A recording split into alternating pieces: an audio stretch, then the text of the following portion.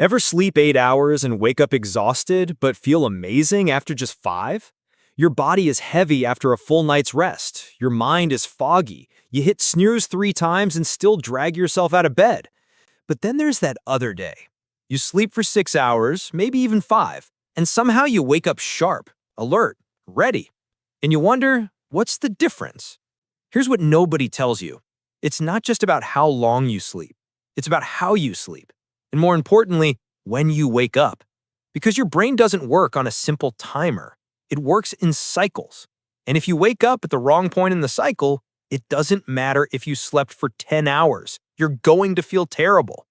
Today, I'm going to show you how sleep actually works, why you can feel more rested on less sleep, and how to hack your wake-up time so you never feel groggy again. Because the truth is, you don't need to sleep longer. You just need to sleep smarter. Your brain goes through different stages every night, and understanding these stages changes everything. When you first fall asleep, you enter light sleep. This is stage 1 and stage 2. Your body starts to relax, your heart rate slows down, your brain begins to quiet. This is the easiest stage to wake up from. If someone calls your name, you'll hear it. If your alarm goes off, you'll wake up feeling okay. Not amazing, but okay.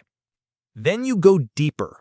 Stage 3 is called deep sleep. This is where your body does most of its repair work. Your muscles recover, your immune system strengthens, your brain clears out waste. But here's the thing. If you wake up during deep sleep, you feel awful. Your body isn't ready. Your brain is still in maintenance mode. That's why you feel disoriented, heavy, like you're moving through mud. And then about 90 minutes after you fall asleep, you enter REM sleep, rapid eye movement. This is where you dream. This is where your brain processes emotions, consolidates memories, and makes sense of your day. REM sleep is lighter than deep sleep, so if you wake up during REM, you feel better than waking up during deep sleep, but you still might feel a little off, a little scattered. The best time to wake up?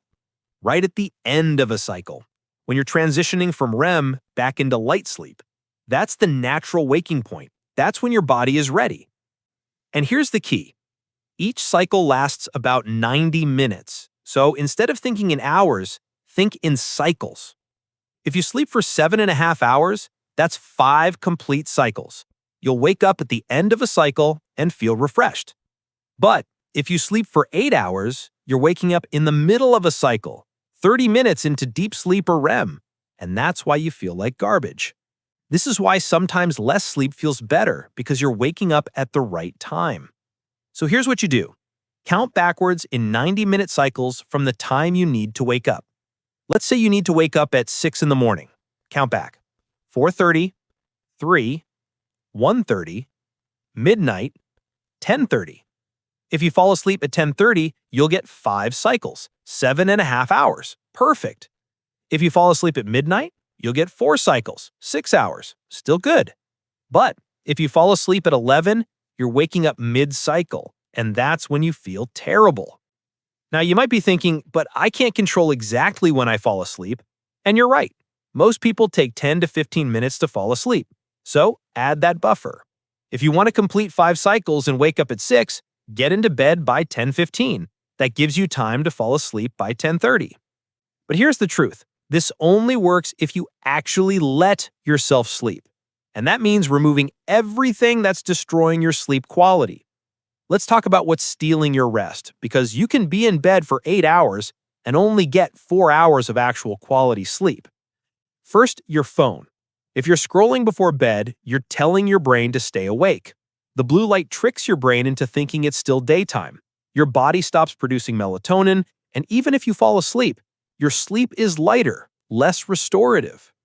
Second, your room. If it's too bright, too warm, or too noisy, your body can't go into deep sleep. You stay in the lighter stages all night. You're technically asleep, but your brain isn't resting. Third, caffeine. If you drink coffee after 2 in the afternoon, it's still in your system when you go to bed. You might fall asleep, but your deep sleep gets cut in half. You wake up tired because your body never fully recovered. And fourth, alcohol. People think it helps them sleep, and it does knock you out, but it destroys your REM sleep. You spend the whole night in light or deep sleep, skipping the stage where your brain processes emotions and memories. So you wake up feeling off, anxious, unfocused. And fifth, stress. If you go to bed with your mind racing, your body can't relax. You might lie there for an hour before falling asleep. And even when you do, you're waking up constantly. Your sleep is fragmented, broken. So if you want to wake up refreshed, you have to remove these blockers. And that starts hours before you go to bed. Here's the system.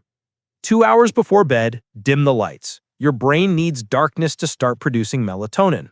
If your room is bright, your body thinks it's still daytime. 1 hour before bed, no screens, no phone, no TV, no laptop. Read a book, stretch, journal. Let your brain wind down. 30 minutes before bed, cool down your room. Your body temperature needs to drop to fall asleep. If your room is warm, you'll toss and turn all night. Ideally, your room should be between 60 and 67 degrees Fahrenheit. And right before bed, do a brain dump. Write down everything on your mind, tasks, worries, random thoughts. Get them out of your head and onto paper. This signals to your brain that it's safe to stop thinking. Then, and only then, get into bed. And when you do, don't lie there. If you're not asleep within 20 minutes, get up, do something boring, then try again. Because your bed should only be for sleep. If you train your brain to associate your bed with scrolling, worrying, or lying awake, it'll keep doing that. But if you only get into bed when you're ready to sleep, your brain learns, and falling asleep becomes automatic. Now here's the part most people miss. It's not just about when you go to bed. It's about when you wake up and how you wake up. If you wake up to a blaring alarm in a dark room, your body goes into shock. Your cortisol spikes, your heart races, and you feel terrible for the next hour. But if you wake up gradually with light, your body eases into wakefulness. It's natural, smooth. So here's what you do. Set your alarm for the end of a sleep cycle, like we talked about, but also use light. If you can, open your curtains before bed so natural light comes in at sunrise. Or use a sunrise alarm clock that gradually brightens your room 30 minutes before you need to wake up. This mimics the natural way humans are supposed to wake up, with the sun. And when your body sees light, it stops producing melatonin and starts producing cortisol, the wake-up hormone. So by the time your alarm goes off, you're already halfway awake, and getting out of bed feels easy. But here's the final piece. What you do in the first 10 minutes after waking up determines how you feel for the rest of the day. If you grab your phone and start scrolling, you're flooding your brain with information before it's ready. Your cortisol spikes even higher. You feel anxious, scattered. But if you move your body, even just a little bit, you wake up your nervous system in a healthy way. Stretch, do 10 push-ups, walk to the window and look outside. And then, within 30 minutes of waking up, get sunlight, real sunlight, not through a window. Step outside for 2 minutes. This resets your circadian rhythm and tells your body it's daytime, be awake. This one habit alone will make you feel more alert during the day and sleep better at night. Because your body runs on light, and when you give it the light it needs at the right times, everything else falls into place. So let's put this all together. You don't need 8 hours of sleep. You need complete sleep cycles. 5 cycles is 7.5 hours. 4 cycles is 6 hours. Even 3 cycles, 4.5 hours, is better than 7 hours if 7 puts you mid-cycle.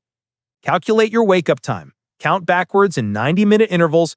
Add 15 minutes to fall asleep. That's your bedtime. 2 hours before bed, dim the lights. 1 hour before, no screens. 30 minutes before, cool your room. Right before bed, brain dump. Then sleep. And when you wake up, do it at the end of a cycle, with light, and move your body within 10 minutes. Do this consistently, and you'll wake up feeling more refreshed on 6 hours than you ever did on 8.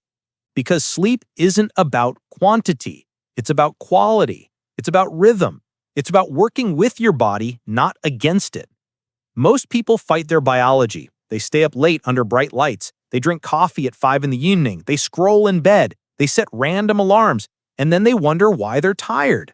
But you're not most people anymore, because now you know how sleep actually works. And once you align with it, everything changes.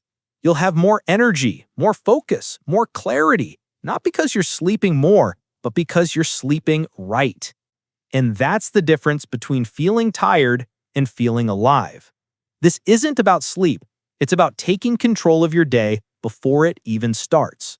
Most people let their mornings happen to them. They wake up whenever their body decides. They fight through the fog. They wait for coffee to save them. But you're designing your wake up. You're choosing when your day begins. And when you control the first moment, you control everything that follows. If this changed how you think about sleep, hit subscribe, because the difference between feeling tired and feeling alive isn't more time in bed. It's knowing when to get out of it.